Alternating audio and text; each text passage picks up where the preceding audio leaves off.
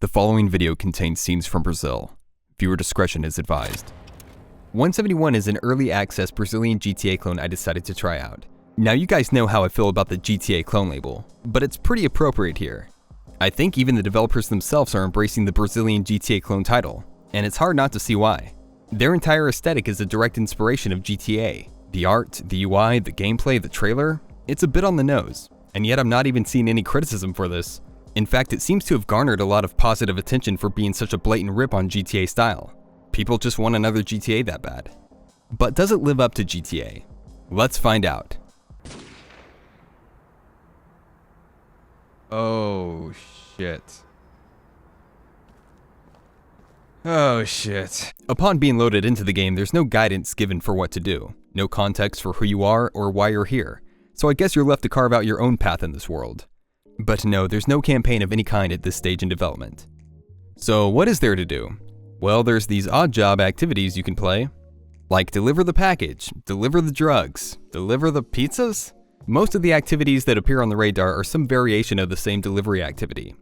3 deliveries per job with a time limit. The amount of time you're given is pretty tight, which is what I prefer for delivery jobs in open world games. Anything where there's a risk of failure in a video game is very thrilling to me.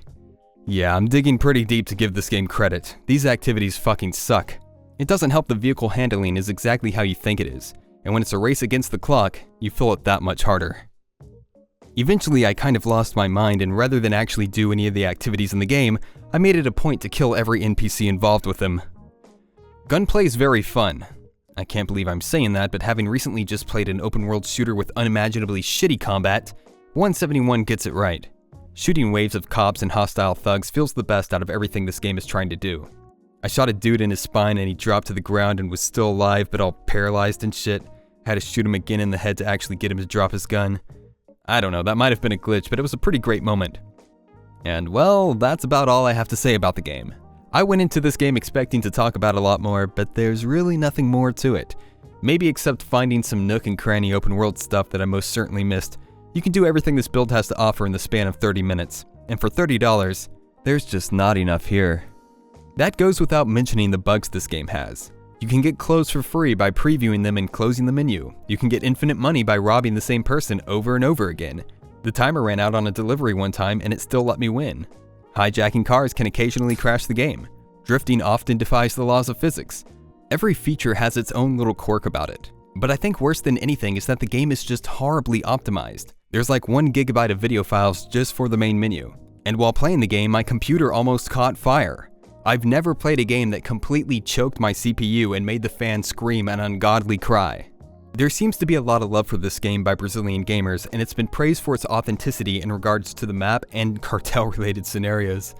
But with a $30 admission ticket to relive the exact same drug delivery scenario around a virtual Brazil, I can't help but feel the price is too high for what appears to be a false start. After 10 years in development and 2 crowdfunding campaigns, I expected this game to have a bit more by now. As it stands now, the game is so barren of any real content and so poorly optimized that for $30, you're paying a steep price for something that feels early access. There's a developer QA video from 5 years ago, and based on the auto-translated captions, it seems like he was trying to defend the game as being more than a cartel murder simulator, that the plot will have nuance, with narrative branches so the player can choose their own path. And what we have so far is a cartel murder simulator that lets you deliver pizzas. There's a video by Rubes called I Made a GTA 5 clone in 24 hours, and with a little bit of smoke and mirrors design and a lot of free assets and prefabbed code, makes a decent looking GTA clone in 24 hours. At least decent enough to rival 171. Because that's really all 171 has seemed to accomplish with this build. This is just the boilerplate of a GTA game. The map is nice, but you import that into GTA 5 and it's like, what the fuck even is 171? They really reinventing the wheel to just give us a map in Brazil? I know, I've decided to be a little harsh here, but my intentions are not to disrespect the developers. I think the fact they've been at this game for 10 years shows that they're dedicated in bringing their vision to life. But it does leave me wondering, what exactly were they doing for 10 years to get here? I need to tread lightly here because I know that's an unfair question to ask indie developers. But releasing their game to early access kind of throws them to the wolves a bit, and I decided to be a wolf. In early 2015, Epic made Unreal Engine 4 free for anyone to download and begin making games. In fall of 2015, 171 was announced. I have a feeling we'll be seeing many more GTA-inspired indie game releases within the next few years, but 171 is one of the very first ones unabashedly out here doing it. Taking place in the favelas with an authentic native spin is enough for it to have garnered the interest of many people. Certainly my friends were looking forward to it, but I fear the reality is that Betagames has hit a pretty hard plateau with development and their skill set, which is why we haven't seen any substantial features added and have only seen marginal improvements of the same features they showed us 5 years ago. And I think to further put things into perspective, the main driving force behind Betagames Group and 171 is a 3D artist, and the only other game they made was this bizarre facial recognition game. Quite the ambitious leap, and it leaves me questioning, are they qualified for it, or are they winging it? But hey, maybe this is just the humble beginnings of an underdog indie studio from a country that could use some positive representation in the game industry to inspire their people, and I'm scrutinizing a video game from an underdeveloped country like the sick and evil American that I am. Maybe. But two things can be true. If you look beyond the surface, as suspected, you'll see that 171 is primarily made up of Unreal's marketplace assets and prefabbed code, just like that GTA clone that was made in 24 hours. The difference is that's what one guy was able to hack together in 24 hours. This is the result of 10 years and 2 crowdfunding campaigns. They claimed they needed at least $16,000 in a campaign goal to implement a day and night cycle, and they ended up using a $40 blueprint asset. This is not to disparage developers who use pre-made assets, but for an early access title, the amount of pre-made code and assets used should be a bit more transparent to the customer, unless of course you're trying to obfuscate the real value of the work you're doing.